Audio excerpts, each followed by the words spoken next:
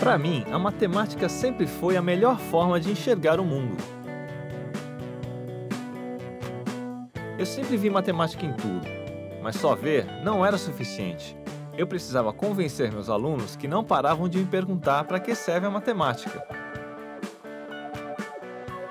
Então, eu senti o dever de mostrar como a matemática está em toda parte no dia a dia. Matemática em toda parte 2.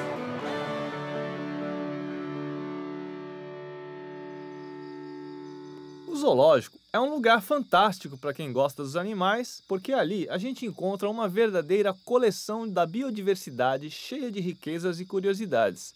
E claro, cheia de matemática. Quando eu era pequeno, vinha até o zoológico para comer pipoca e rir dos macacos. Agora que eu me tornei um adulto, eu continuo vindo aqui para comer pipoca e rir dos macacos. Mas além disso, eu venho aqui cheio de energia para investigar a matemática acontecendo onde a coruja dorme. Aliás, não só a coruja, mas a águia, o leão, o elefante e outros animais. Hoje eu estou aqui com o Fernando, um cara que vive entre os bichos. Fernando, você prefere viver com os homens ou com os animais? Então, eu particularmente prefiro viver com os animais. Até porque eu sou veterinário, eu consigo entender melhor os animais do que os seres humanos. Quantas espécies de animais vivem aqui no zoológico? Em torno de 2.000 animais. De onde vêm esses animais? Muitos são oriundos de permuta. Permuta que a gente chama troca com outros zoológicos, outros criadouros.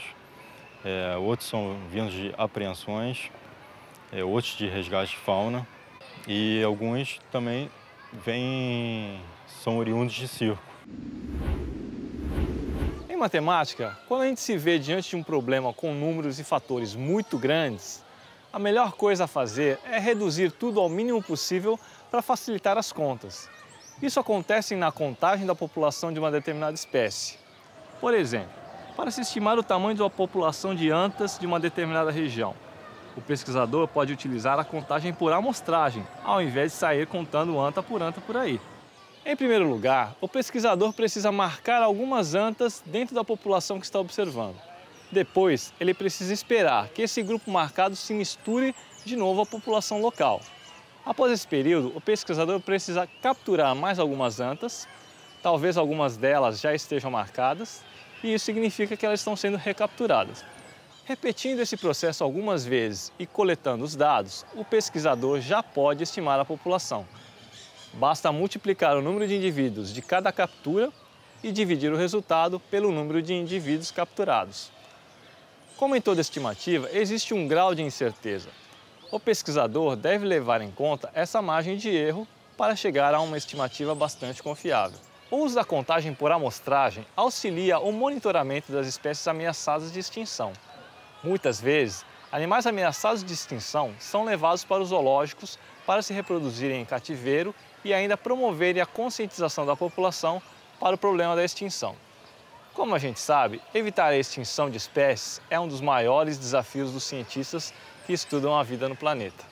A extinção e o surgimento das espécies são eventos naturais, mas esse processo, que costuma ser lento e gradual, se acelerou muito nos últimos anos em função da ação humana.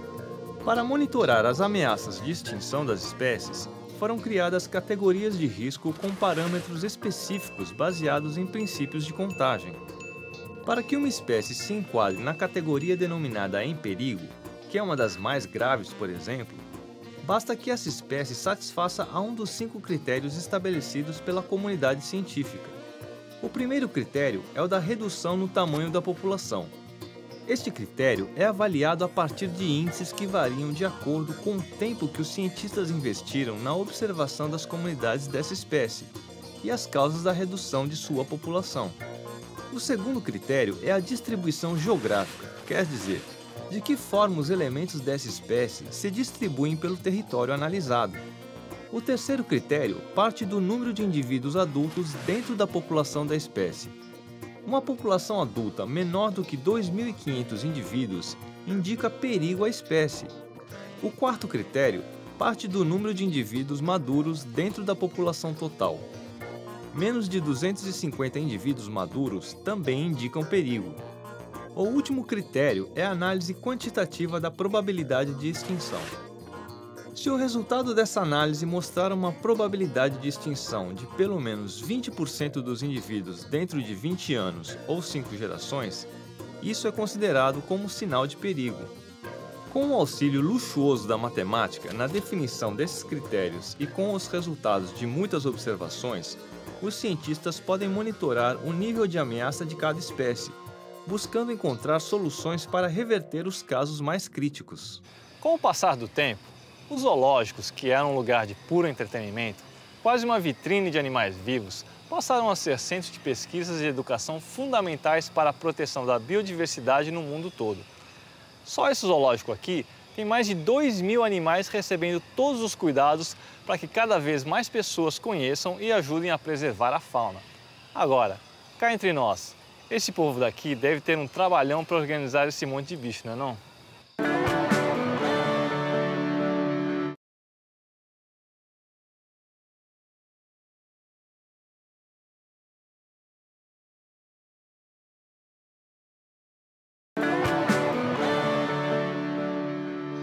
Passear pelo zoológico pode ser um belo programa de domingo com a família. O que a gente muitas vezes não percebe quando está distraído na fila do ingresso ou do cachorro-quente é que tudo no zoológico tem um porquê. Cada bicho, cada jaula, tudo está num lugar que foi escolhido a partir de critérios bem definidos. Eu ainda não sei quais são esses critérios, e o que eu quero fazer agora é desvendar a matemática que existe por trás da organização do zoológico.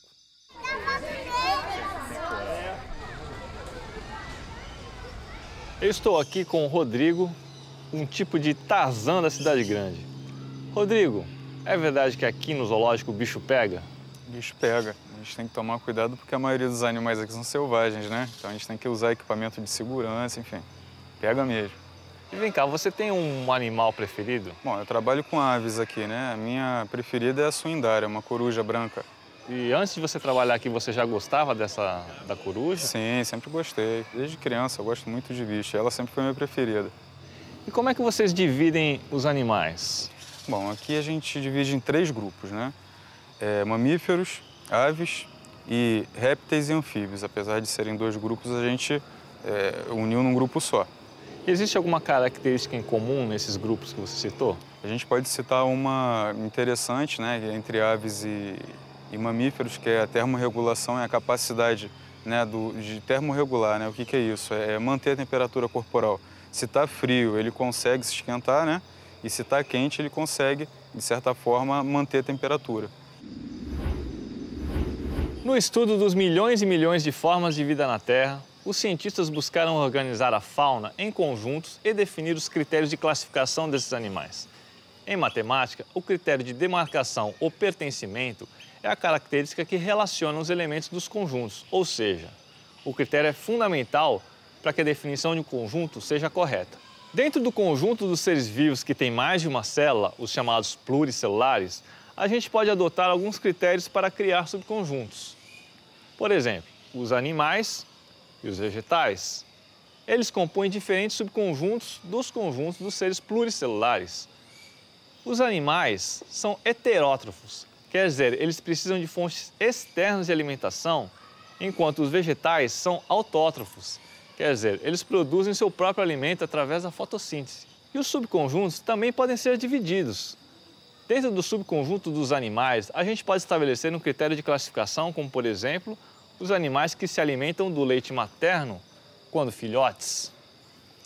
Agora, a gente tem um novo subconjunto, que é o dos mamíferos. No caso do nosso exemplo, esse subconjunto tem 2 elementos, esse bichinho simpático e eu. De modo geral, uma sequência de subconjuntos é infinita, mas no caso dos seres vivos, essa divisão não pode seguir infinitamente. O limite nesse caso é cada indivíduo. A teoria dos conjuntos é utilizada na biologia justamente para ajudar na divisão e estudo das espécies. Dividir os seres vivos por meio de características como alimentação, tipo de pele, esqueleto, tipo de reprodução, habitat, entre outros, ajuda os cientistas a comparar e compreender melhor as espécies.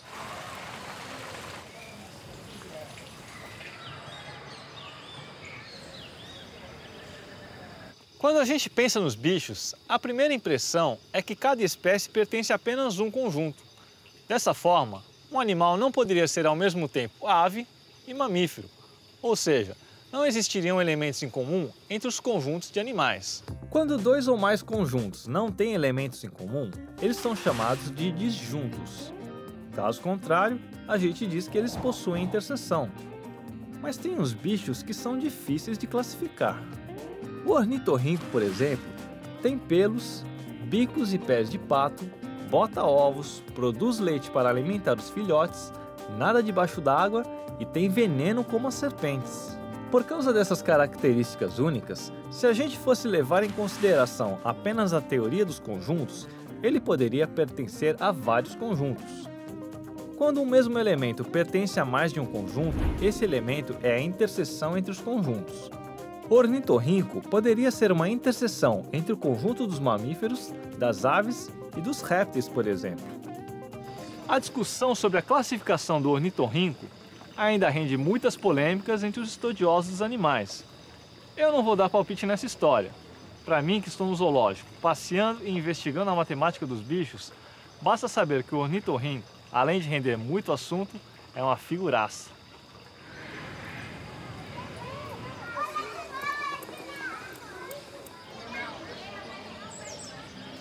O zoológico é fascinante, porque aqui a gente pode encontrar pequenas amostras desse tesouro vivo que é a fauna terrestre. Um tesouro para quem gosta dos bichos, para quem estuda a natureza, para as famílias que procuram um bom programa no domingão e, claro, para os matemáticos, que encontram no zoológico tudo isso, mais um monte de matemática e algumas lembrancinhas bem legais.